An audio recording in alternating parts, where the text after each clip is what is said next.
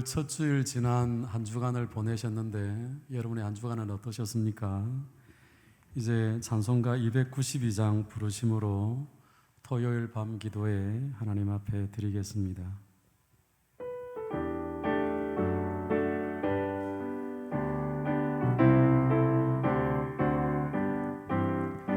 주 없이 살 수 없네 죄인의 구주여 그 귀한 보배 피로 날 구속하소서 구주의 사랑으로 흘리신 보혈이 내 소망 나의 영광 됩니다. 주 없이 살 수 없네 나 혼자 못 서리 힘없고 부족하며 지혜도 없도다 내 주는 나의 생명 또 나의 힘이라 주님을 의지하여 지혜를 얻으리 주 없이 살 수 없네 내 주는 하신다 내 영의 깊은 간구 마음의 소원을 주밖에 나의 마음 위하라 주리요 내 마음 위로하사 평온케 하시네 주 없이 살 수 없네 세월이 흐르고 이 깊은 고독 속에 내 생명 끝나도 사나운 풍랑일 때 날 지켜주시니 내 곁에 계신 주님 늘 힘이 됩니다.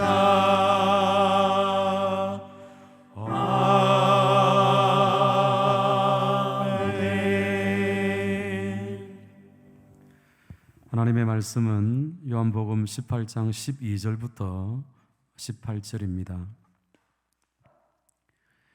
군대와 천부장과 유대인의 아랫 사람들이 예수를 잡아 결박하여 먼저 안나서에게로 끌고 가니 안나서는 그 해의 대제사장인 가야바의 장인이라.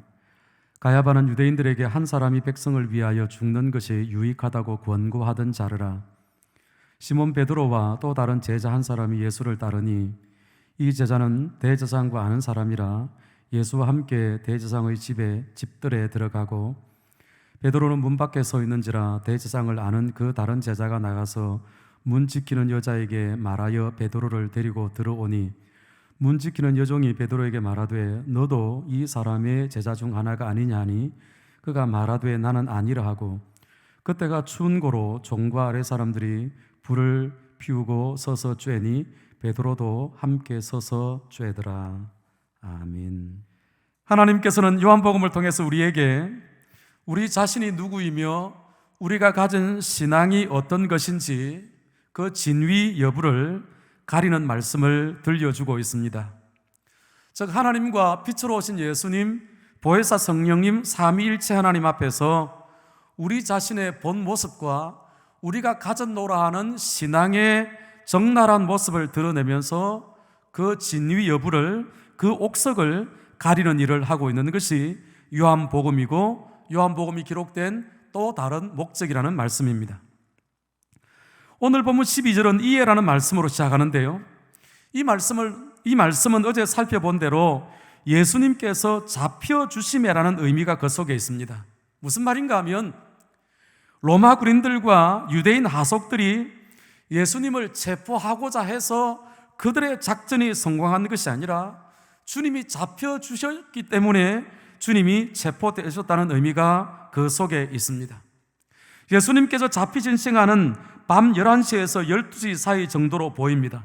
그 시간에 겟세마네 동산에서 로마 군인들과 유대인 하속들에게 체포되신 예수님은 먼저 전임 대제사장이고 당시 대제사장인 가야바의 장인인 안나스의 집이었습니다.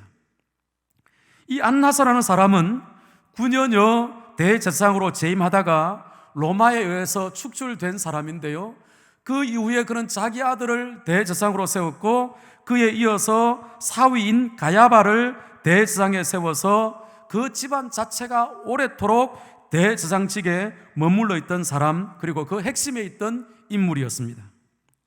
그렇다면 로마 군인들과 유대인들은 왜 예수님을 안나스에게로 끌고 간 것일까요? 구약 성경 특히 역대상 23장과 역대하 19장에는 대제사장에게 재판권이 있음을 말하고 있습니다. 말씀드린 대로 안나스는 사내들인 공회의 원로요 막후 실력자로서 유대 사회의 종교와 정치의 대부였던 것으로 보입니다. 그리고 그는 예수 체포 사건의 진정한 주동자였을 것입니다. 그는 표면적으로는 이스라엘의 신앙과 율법의 전통을 이어간다는 명목이 있었겠습니다만, 그러나 그 이면으로 들어가면 기득권을 유지하고 자신들의 기득권을 위협하는 모든 위협 세력은 제거하는 것이 옳은 일이라고 믿는 그런 사람이었을 것입니다. 이러한 막후 실력자인 안나스는 예수님을 체포했고 그 일을 처음부터 끝까지 잘 마무리 짓기 위해서 사전 작업을 했던 것으로 보이는데요, 자기가 예수님에 대해서 예비 신문을 하는 동안 어쩌면 그 뒤에 일을 벌이기 위한 시간 벌기도 있었을 것이고, 거기에 해당되는 증인과 자료들을 모으는 여러 가지 기회를 줄 수 있었기 때문에 자기가 먼저 예비 신문을 한 것으로 보입니다. 이것이 오늘 우리가 읽은 본문의 첫 번째 내용입니다. 오늘 본문의 두 번째 내용은 예수님을 부인한 베드로의 이야기입니다. 예수님께서 체포되어 끌려가시자 시몬 베드로와 또 다른 제자 둘이 예수님을 따라갔다고 되어 있습니다. 또 다른 제자란 요한복음의 저자인 사도 요한이라고 대부분의 학자들은 동의하고 있습니다. 사도 요한은 대제사장과 잘 아는 사람이었습니다. 단순한 면식이 있는 정도가 아니라 아주 가까운 사이였다고 말합니다. 학자들은 그 이유에 대해서 요한이 대제사장과 같은 가문의 친척이라고 하기도 하고, 요한의 부친이 갈릴리의 부유한 어업 상인으로서 유지이기 때문에 대제사장과 친분이 두터웠을 것이라고 말합니다. 아무튼 요한은 별 어려움이 없이 대제사장의 집으로 들어갔고, 그리고 망설임 없이 사건의 현장 속으로 깊숙이 들어갈 수 있었던 것으로 보입니다. 그러나 문제는 베드로였습니다. 그는 집 앞에까지 갔지만 들어가지 못하고 문 밖에서 서성거리고 있었습니다. 왜 베드로는 예수님이 결박되어 계신 안나스의 집 안으로 들어가지 못하고 문 밖에서 서성거리고 있었던 것일까요? 우선 자신이 밤에 기습적으로 체포된 예수님의 제자들 중 핵심이라는 것을 누구나 다 알고 있었기 때문에 그것이 두려웠던 것으로 보입니다. 또 불과 몇 분 전에 자신이 휘두른 칼에 의해서 그 귀를 베어버린 말고라는 사람이 대제사장 집의 권속이었던 것, 종이었던 것 때문에 그로 인한 두려움도 있었을 것으로 보이고요, 따라서 예수님이 크게 잘못한 것이 없이 체포되어도 자신으로서는 아무리 문제가 없어도 귀에 걸면 귀걸이, 코에 걸면 코걸이라고 자기 하나쯤은 얼마든지 쓱싹 해치울 수 있는 것이 권력자들이라는 것을 알았기 때문에 문 밖에서 망설이고 있었을 것입니다. 그렇다면 도망가지 굳이 안나스의 집 앞에까지 온 이유는 무엇일까? 마태복음 26장 33절에 모두 주를 버릴지라도 나는 결코 버리지 않겠나이다 라고 호언장담했던 자신의 말과 그리고 주님에 대한 의리 때문인 것으로 보입니다. 종종 부부로 살아온 사람들끼리 사랑이 식으면 그 다음부터는 의리로 살아가야 된다는 말이 있지 않습니까? 또 신앙이 없으면 의리라도 있어라는 말이 있지 않습니까? 어쩌면 그런 의미로 베드로는 의리 때문에 안나스의 문 밖에까지 갔을지도 모를 일입니다. 이것을 본 요한이 문 지키는 여종에게 베드로를 좀 데리고 들어오라고 시킵니다. 베드로를 데리고 들어오던 여종이 베드로를 알아보고서 너도 이 사람의 제자 중 하나가 아니냐라고 물었습니다. 그러자 베드로는 당황하며 나는 아니라고 부인했습니다. 아마도 그 여종이 자신을 알아보는 것 때문에 당황해서 그것 때문에 그 받은 충격이 있어서, 그리고 어쩌면 겟세마네부터 시작된 충격이 계속 이어지고 있어서 그가 그런 모습을 나타내었는지도 모를 일입니다.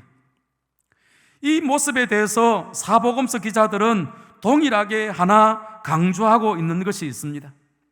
베드로에게 너도 이 사람의 제자 중 하나가 아니냐라고 물었던 그 사람이 연약한 여종에 불과했다는 것입니다.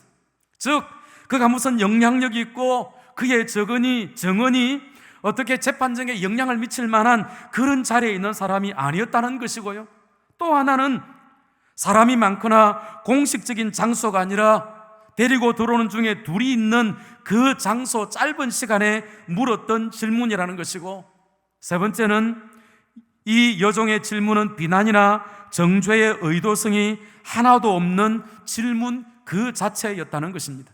그런 면에서 베드로의 첫 번째 부인은 조금 과하다, 지나치다는 일면이 있다고 학자들은 입을 모읍니다. 그렇지만 베드로는 당황하여 부인을 했고, 부인한 이후에 그 충격 때문에 그는 급히 앞들 바깥들로 나갔습니다. 그곳에서 잠시 자신을 안정시킨 뒤에 들어왔습니다. 그것이 오늘 본문까지의 내용이지요.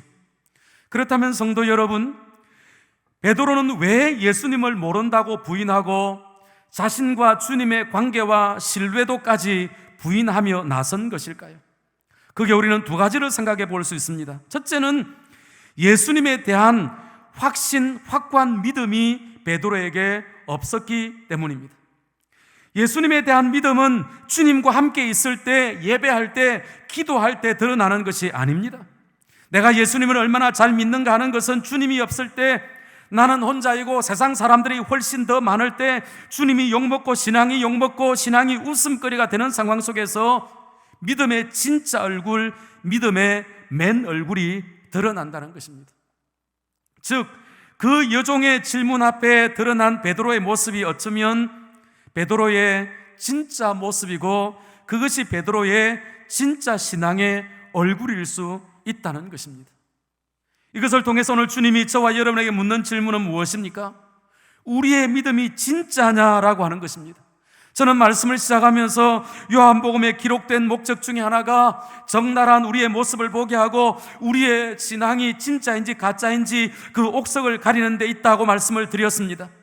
그 중에 짧은 본문인 오늘 본문도 똑같은 질문을 우리에게 하고 있습니다. 여종 앞에서 자신의 신앙과 주님과 어쩌면 자기 자신까지 부인했던 베드로의 모습을 통해서 우리는 어떠하냐는 것입니다. 정말 우리는 예수님을 잘 믿는 것일까요? 예배 자리에서 기도할 때 사람들 앞에서 보여주는 것은 어쩌면 가짜일 수 있습니다. 가장 당황스럽고 충격적인 순간, 어쩌면 가장 위험한 순간, 내가 가장 손해볼 수 있는 순간, 내 자존심이 가장 상할 수 있는 바로 그 시간에 나의 진짜 믿음이 드러난다는 것입니다. 세상에 나 홀로 남겨져 있을 때, 지금 내 앞에 나를 집어삼킬 불구덩이가 있을 때, 십자가 아니면 총과 칼이 내 앞에 있을 때, 그때 드러나는 믿음이 내 진짜 믿음, 내 믿음의 참 얼굴이라는 것을 오늘 본문이 말하고 있다는 것이죠. 오늘 본문이 말하는 두 번째는 베드로가 예수님을 부인할 수밖에 없었던 이유, 자신과 주님의 관계, 주님을 향한 신뢰와 사랑이 자신 속에 온전하지 못했기 때문입니다. 종종 텔레비전에 남편의 불륜이 의심스러운 상황을 연출하고 부인을 그 자리에 오게 해서 그 반응을 살피는 것들이 있습니다. 이것은 단지 짜고 하는 것 연출일 뿐인데 그 상황에서 부인이 분노하고 흥분하고 울고불고 난리를 부려보십시오. 단지 짜고 한 것일 뿐인데 그런 부인의 모습을 보는 남편의 마음이 어떻겠습니까? 나를 믿지 못하는구나. 내 사랑을 신뢰하지 않는구나. 나를 잘 알지 못하는구나. 그래서 짜여진 이 연출 속에 부인이 보이는 그 반응 때문에 남편이 더 서운해할 수 있다는 것입니다. 결국 무슨 말인가 하면 이 여종의 질문 앞에 예수님을 모른다고 부인하는 베드로의 모습을 보면서 가장 상처받을 사람이 누군가? 바로 우리 예수님일 수 있다는 겁니다. 내가 살아가는 환경 속에서 내가 주님을 모른다 하고 신앙을 부인하고 말씀대로 살지 아니할 때 그것이 결국은 누구에게 가장 깊은 상처가 되는가? 우리 주님에게 가장 깊은 상처, 그 가슴에 비수를 꽂는 것이 될 수 있다는 것이죠.